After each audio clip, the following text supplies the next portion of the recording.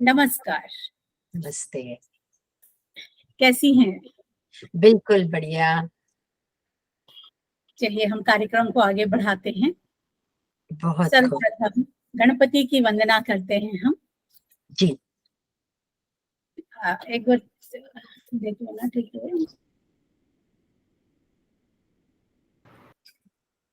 वक्रतुंड महाकाय सूर्यकोटि समप्रभा निर्विघ्नं कुरु मे देवो सर्वकार्येषु सर्वदा। गणपति को नमस्कार करके हम अपने इस नए कार्यक्रम को आगे बढ़ाने की इजाजत प्रभु से लेते हैं। बिल्कुल। नमस्कार। आज वसुधैव कुटुंबकम के इस मंच से मैं मंजू भारद्वाज आप सबों का स्वागत करती हूँ। आज हम इस मंच पर एक नए कार्यक्रम के साथ उपस्थित हुए हैं। यह कार्यक्रम नहीं, शौर्य गाथा है उन वीरांगनाओं की जिन्होंने भारत की माटी को चंदन बना दिया है, जिसे मस्तक पर धारण कर हम अपने आप को गौरवशाली महसूस करते हैं। कहते हैं यत्र नार्यस्त्य पूज्यन्ते रमन्ते तत्र देवता। युगों युगों से नारी की पूजा होती आई है। कभी दुर्गा, कभी काली, कभी सरस्वती, कभी लक्ष्मी के रूप में नारी पूजित रही हैं। पर उसी भारत का एक दूसरा पक्ष भी है, जहां नारियां हमेशा प्रताड़ित होती आई हैं, उन्हें नीचा दिखाया गया है, उनके अस्तित्व पर एक प्रश्न चिन्ह लगाया गया है। ऐसे ही विपरीत परिस्थितियों में जहां बाल विवाह, सती प्रथा जैसी कुरीतियों ने जन्म लिया, वहीं अहिल्याबाई जैसी वीरांगनाओं ने भी जन्म लिया और जिन्होंने बहती हवाओं का रुख मोड़ दिया।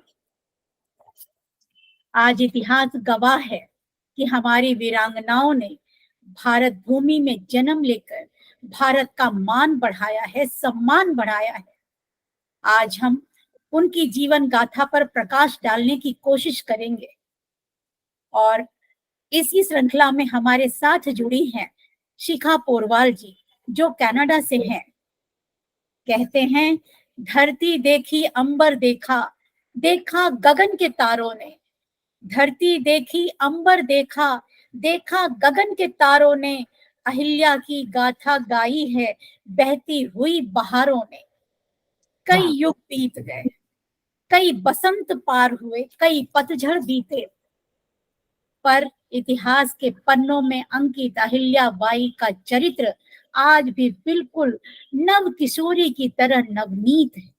आज इतिहास के चमकते सितारों की इस दुनिया में आप सबों का स्वागत है।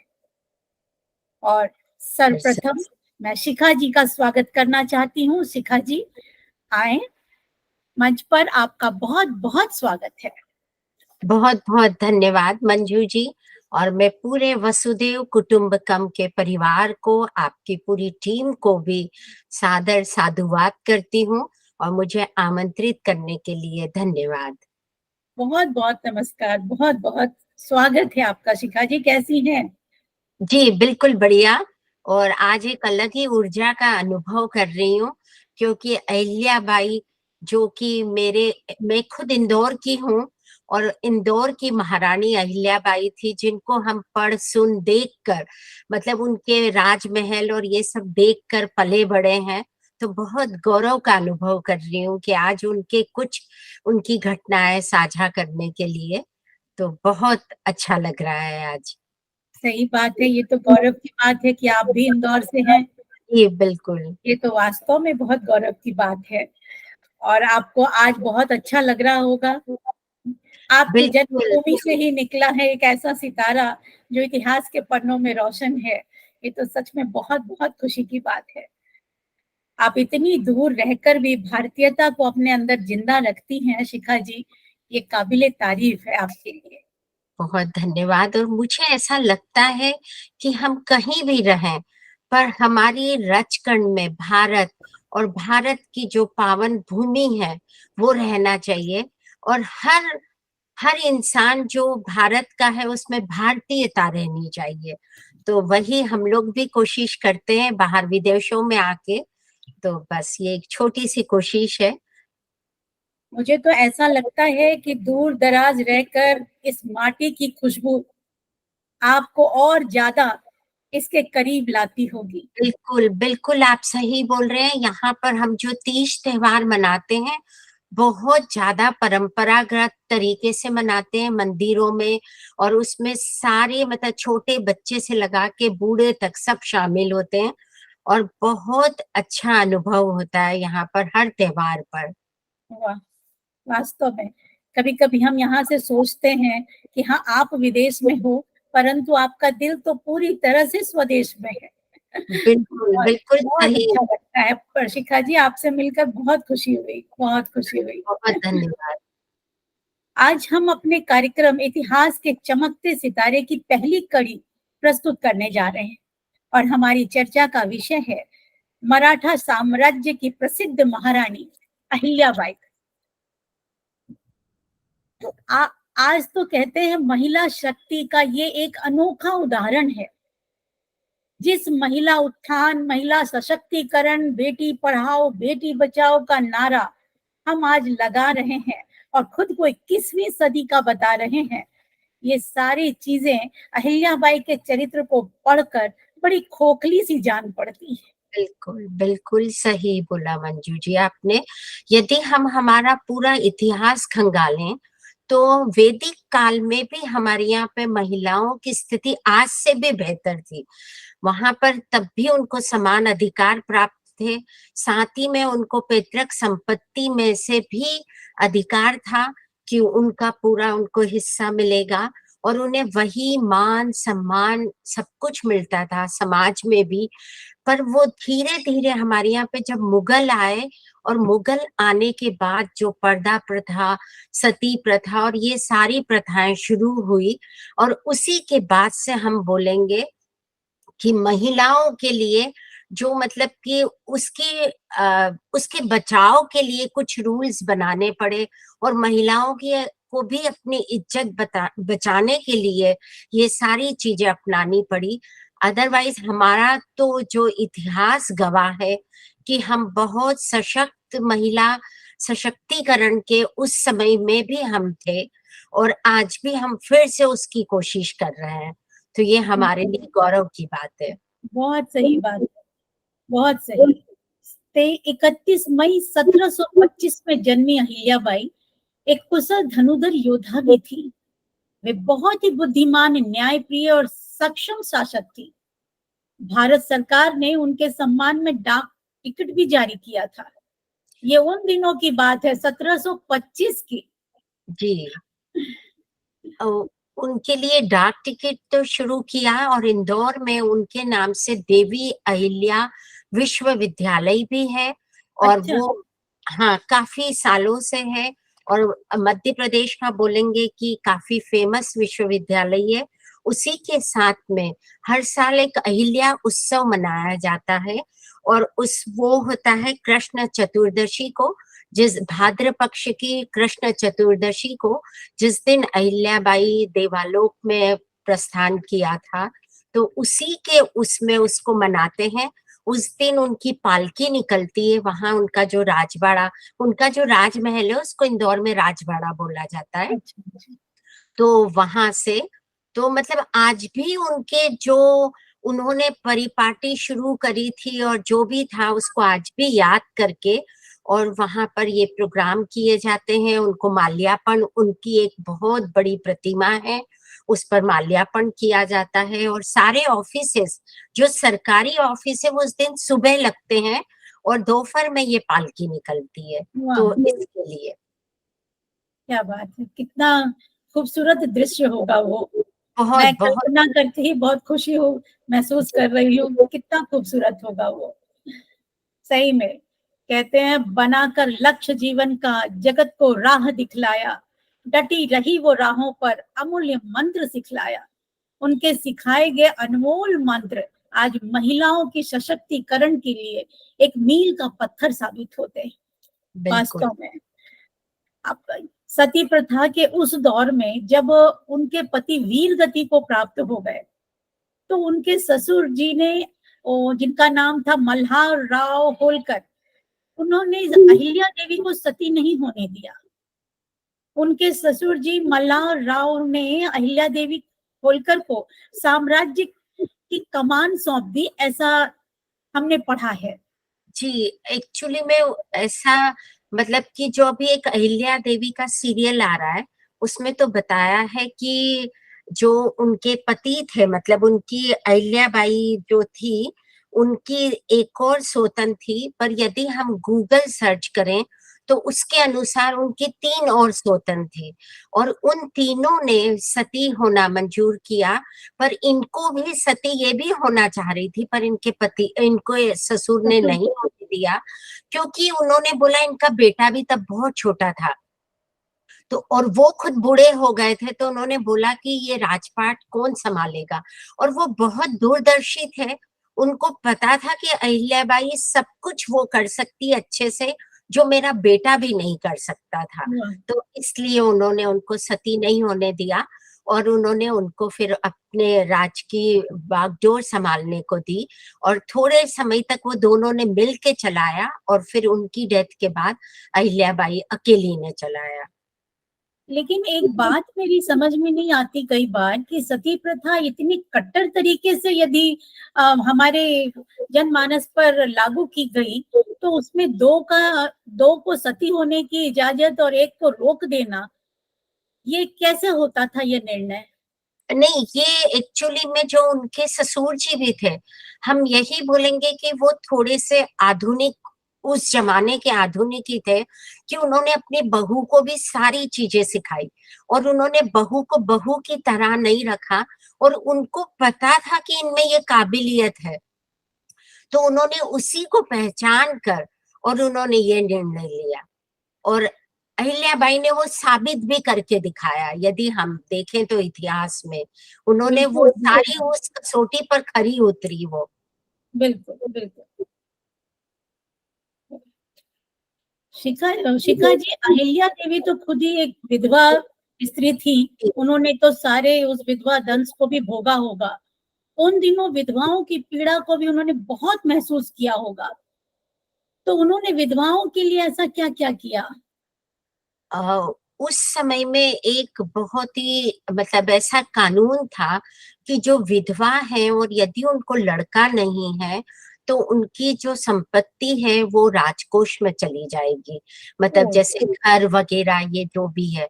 तो अहिल्याबाई ने वो सारे कानून बदले और उन्होंने बोला नहीं, लड़का होना जरूरी नहीं है और विधवाओं के लिए उन्होंने इस तरीके के कानून बदल के और उन्होंने एक नया इतिहास गढ़ा।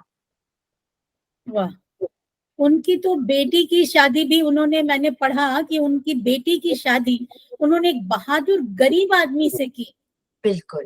उन्होंने यहाँ पर भी इंसान को उनके कर्मों से पहचाना, उनके धन, उनके धर्म से नहीं।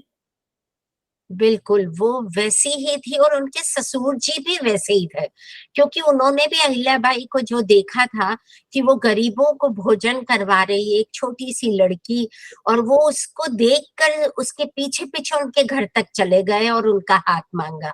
और अहिल्याबाई भी किसी राजघराने को नहीं बिलॉन्ग करती थी, वो कोई बहुत अमीर घर की नहीं थी, पर उन्होंने भी वही किया कि कर्म को पहचाना उन्होंने। बहुत सही। इतिहास में उनके बारे में एक सच्चाई और दर्ज है कि जिनके अनुसार अहिल्याबाई ने अपने बेटे को कुचलने के लिए रथ की सवारी की थी। हाँ, ये क्यों करना थी? ये एक बहुत ही मतलब अप्रत्याशित और बहुत अलग तरह की घटना है, जो कि हम हमारे इतिहास में हमको और किसी के साथ शायद ही सुनने को मिले, क्योंकि माँ-बेटे का प्यार तो हमेशा से बहुत प्रसिद्ध है, पर अहिल्याबाई अपने न्याय के लिए भी बहुत प्रसिद्ध है और वो न्याय के आगे उनको न तो पति और न बेटा, कुछ भी नहीं, सब कोई बराबर था। और उनके राज दरबार में उनका जो राजवाड़ा था, उसके वहां पर एक घंटा लगा हुआ था और उस घंटे को कोई भी जाके बजा सकता था और उससे उसको त्वरित न्याय मिलता था।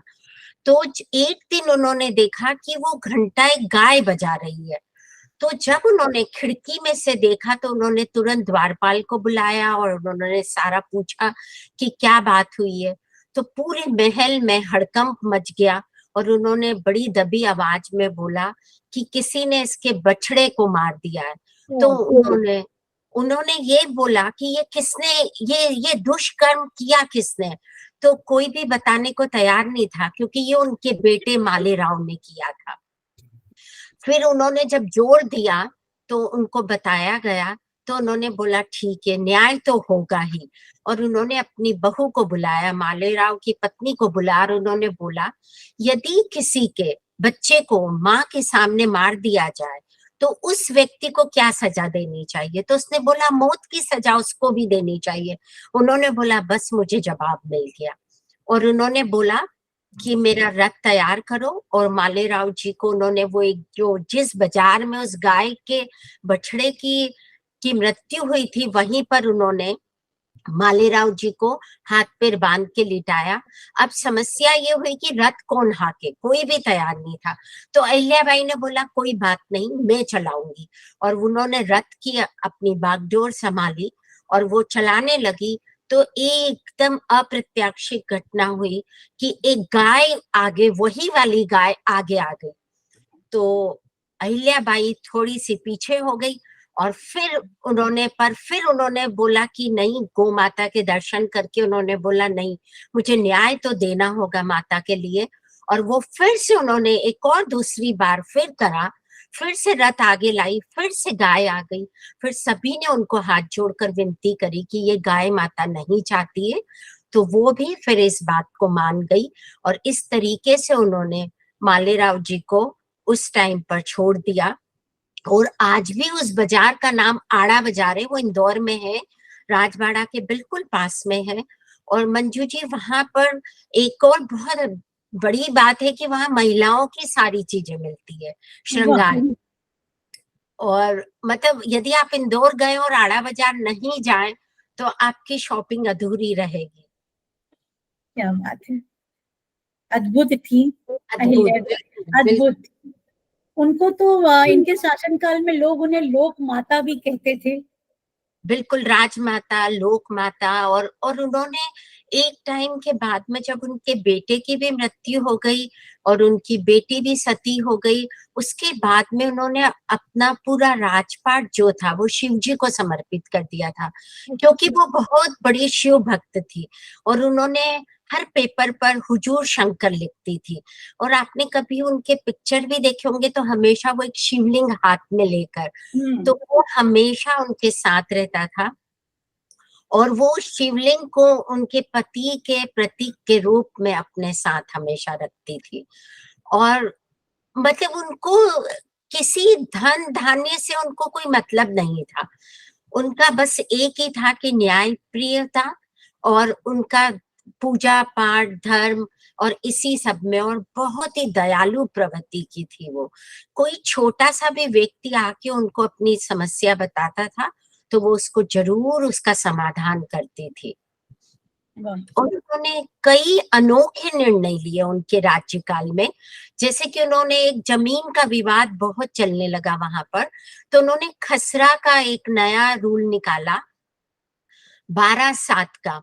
12/7 से मतलब था कि 12 पेड़ लगाएंगे उस जमीन पर, तो उसका जो फलों से इनकम होगी वो तो जो खुद लगाएगा वो रखेगा, और 7 पेड़ों से जो इनकम होगी वो राजकोष में जमा करेंगे।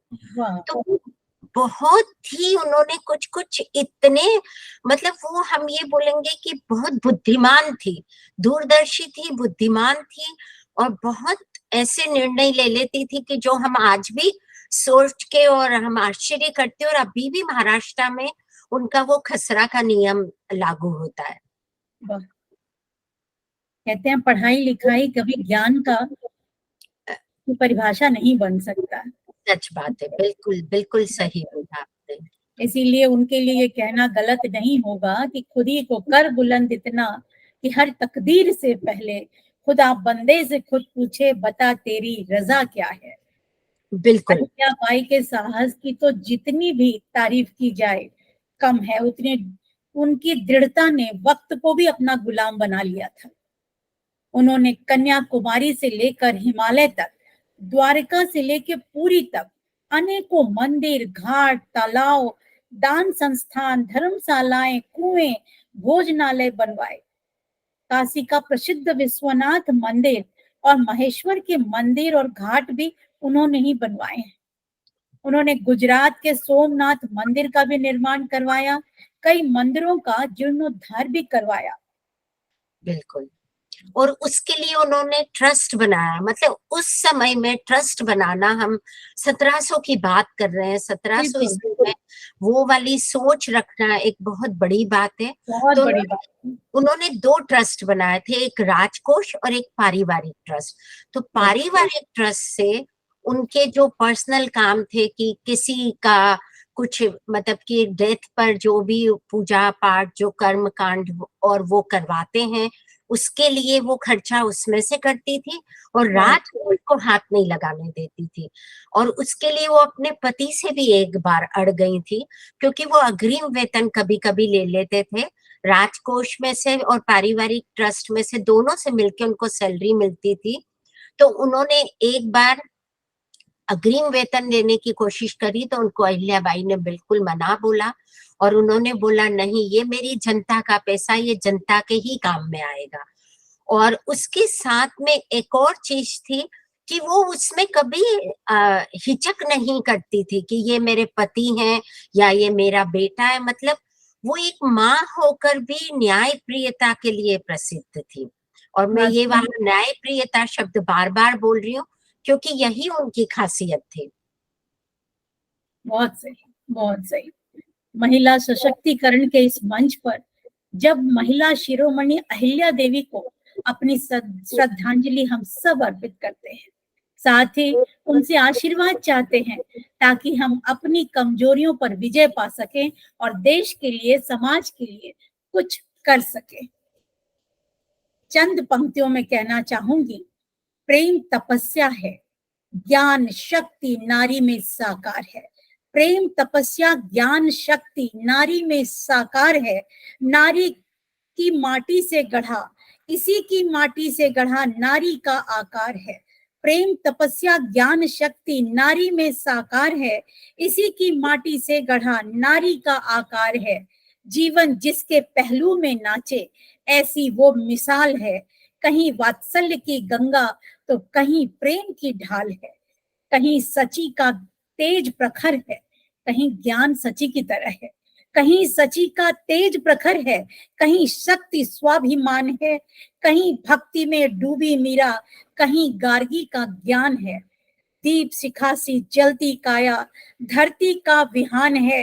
रोशन इससे गगन धरा, वो सृष्टि का अभिमान है। वो सृष्टि का अभिमान है। बिल्कुल आपने सही बोला। मैं भी कुछ पंक्तियां उनके लिए अर्पण करना चाहूंगी। था जिसका नाम अहिल्या, सच्चे अर्थों में थी जो वीर योद्धा, पर परोपकार में और कोई उसका सानी न था।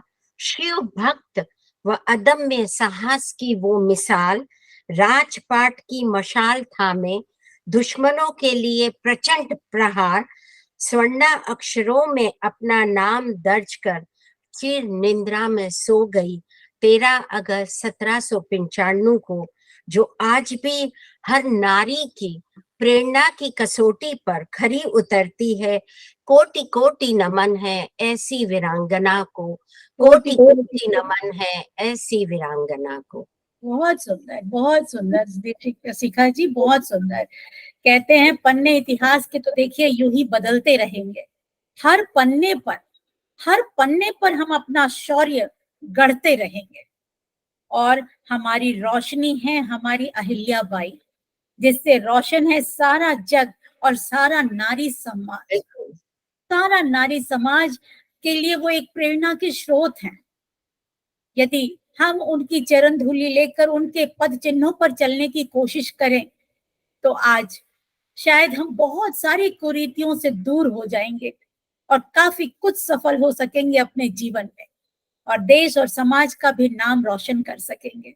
बिल्कुल, बिल्कुल सही बोला आपने और हम सबको उनसे प्रेरणा लेनी चाहिए और मुझे ऐसा लगता है कि जो भी हमारे साथ दर्शक भी जुड़े हैं, उन सबको और उनके बारे में पढ़ना चाहिए और मुझे लगता है कि हमने एक ये जिजीविषा सब में जगा दी है, आज ये बिल्कुल, सारी बातें करके और मुझे लगता है हमारे और जो साथी जुड़े हैं, वो सब अब और ज़्यादा उनके इतिहास को खंगालेंगे और वो इसको पढ़ के और प्रेरणा लेंगे और बिल्कुल बहुत सही। फिर से मैं धन्यवाद करूँगी। बिल्कुल सही शिखा जी, बिल्कुल सही।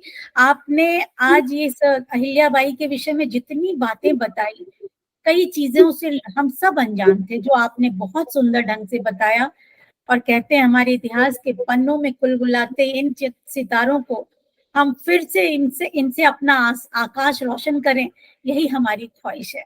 और हम महिला सशक्तिकरण के लिए इन्हें अपनी प्रेरणा बनाकर इनके पद चिन्हों पर चलें।